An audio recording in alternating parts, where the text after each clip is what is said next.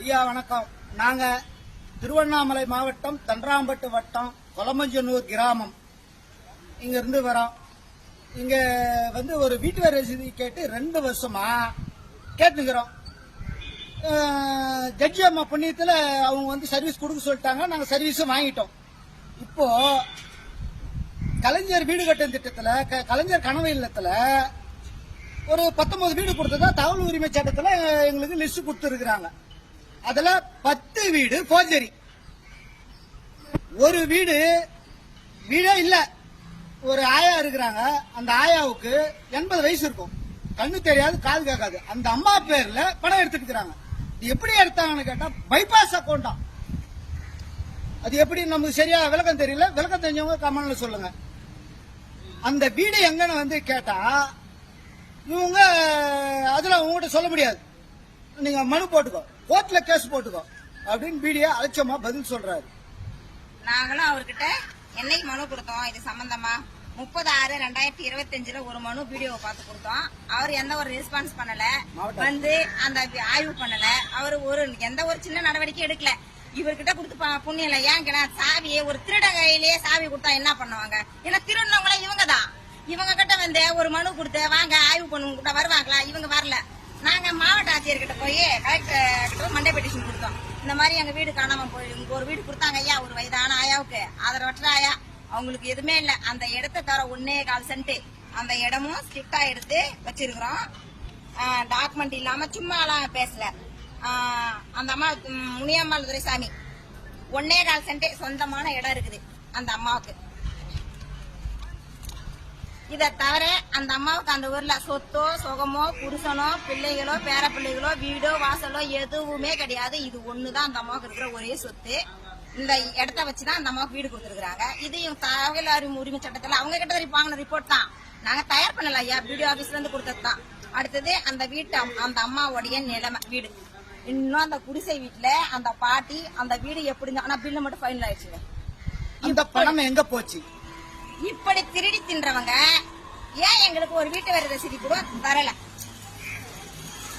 அது புறம்போக்கு அப்படின்னு சொல்லிட்டு ஒரு புறம்போக்கு சொல்லிட்டான். அந்த புறம்போக்குக்கும் அந்த பிடிஓ ஆபீஸ்க்கு என்ன சம்பந்தம்?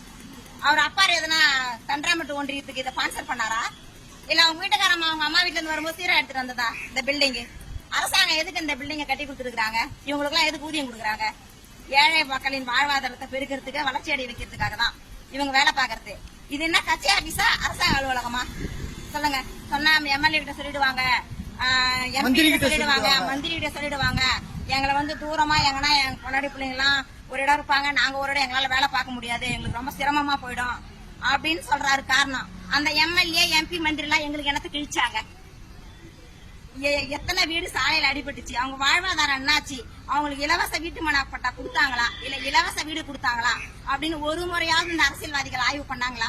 இந்த எம்எல்ஏ கிரி இருக்கிறாரு இல்லீங்களா, அவர்கிட்ட ஒரு 10 மனுக்கள் கொடுத்திருக்கோம். ஒரு 10 மனு. ஐயா எங்களுக்கு இலவச வீட்டு மன பட்டா கொடுங்க, இலவச வீடு கொடுங்க.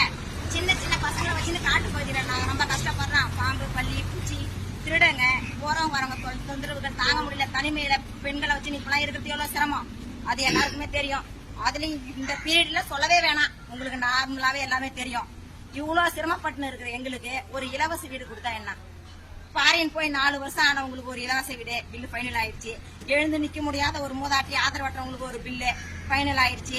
இப்படிலாம் திருடி தின்றீங்களே, அதை விட வேற எதனா போய்க்கலாம், வேற எதனா பண்ணுங்க. இதை விட வேற எதனா தொழில் பண்ணுங்க. தெளிவா சொல்றேன், அதிகாரிக்கு அரசியல்வாதிக்கு சேர்த்து சொல்றேன். இதை விட வேற ஏதாச்சும் தொழில் பண்ணி போறீங்க. ஏழைகளுக்கு வரத்தை எடுத்துன்னு போயிட்டு உங்களுக்கு சாதகமா எடுக்குது, திருட்டு பில்லு போடுறது, கட்டாத வீட்டுக்கு பில்லு போடுறது, குடுக்காத வீட்டுக்கு பில்லு எடுக்குது, இதெல்லாம் ஒரு குழப்பம். வெக்கமா இல்ல உங்களுக்கு? நல்லா தானே இருக்கிறீங்க. மக்கள் வரி பணத்துல சம்பளம் வாங்குறீங்களா, அரசியல்வாதிக்கு சம்பளம் வாங்குறீங்களா? நீங்க என்ன சொல்லிருக்கணும்? எங்க வீட்டு வரி ரசீது கொடுக்கல அப்படின்னு அப்ஜெக்ஷன் போது என்ன சொல்லிருக்கணும்? நீங்க அவ்வளவு நேர்மையானவரா? நீங்க இதெல்லாம் பண்ணிருக்கிறீங்க, இந்த நேர்மையா நீங்க உங்களுக்கு கடைபிடிக்கல அப்படின்னு கேட்டு இருக்கணுமா இல்லையா? நீங்க ஆமா சொல்றீங்க. அவரு எதை சொன்னாலும் ஆமா ஆமா, என்ன சொன்னாலும் ஆமா. எதுக்கு அப்ப இங்க வேலை பாக்குறீங்க? அவங்க வீட்டை போய் கக்கூஸ் கழுவுங்க, இதை விட அதிகமா சம்பளம் கொடுப்பாங்க. உங்களை மாதிரி ஆமா சாமி போட்டு இந்த சேர்ல உட்காந்து ஏழைகள் வாழ்க்கையை வீணடிக்காம எத்தனையோ பட்டதா வீட்டுக்கு 4 பட்டதாரிக்கிறான் படிச்சுட்டு இந்த அரசியல்வாதி சலசலப்புக்கெல்லாம் அஞ்சாம நேர்மையா வேலை பார்க்க அவன் வந்து அந்த சீட்ல உட்காந்து ஏழைகளுக்கு நல்லது பண்ணுவான்.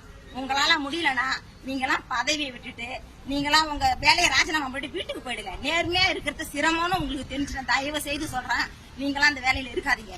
எங்களையே இந்த பாடுபடுத்துறீங்களே, உண்மையிலேயே சொல்றேன், இந்த மாதிரி ஸ்கீம் இருக்குது, இந்த மாதிரி திட்டம் இருக்குது, இந்த மாதிரி கவர்மெண்ட் கிட்ட கேட்கலாம், இது வந்து ஒரு வட்டாரத்தை வளர்ச்சி அடைய வைக்கிற ஒரு அலுவலகம் அப்படின்னு தெரியாம இருக்கிறவங்க நீங்க என்ன பண்ணுவீங்க? நீங்க என்ன செஞ்சிருப்பீங்க? என்னத்தை கிழிச்சிங்க? உள்ள ஒருத்தவங்க சொல்றாங்க, ஐயோ அது எவ்வளவு நேர்மையான பஞ்சாயத்து தெரியுமா, என்ன கேளு, அங்க என்னென்ன கிழிச்சுக்குதுன்னு நான் சொல்றேன்.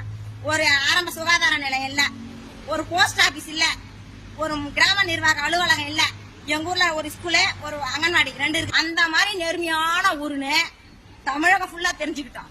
தமிழகம் பூரா தெரிஞ்சுக்கிட்டா 47 பஞ்சாயத்துல இருக்கிற தெரிஞ்சுக்குங்க. ஒரே நிதியாண்டுல இப்ப புருஷன் பேர்ல கிரீன் ஹவுஸ் கொடுத்துருக்காங்க, பொண்டாட்டி பேர்ல கலைஞர் வீடு கொடுத்துருக்காங்க.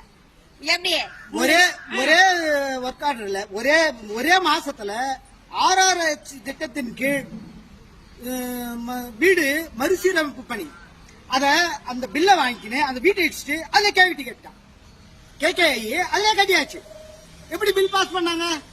இப்ப அங்க RRHல பழுது பார்த்தல் பணி செய்தாங்க இல்லையா, அந்த வீடு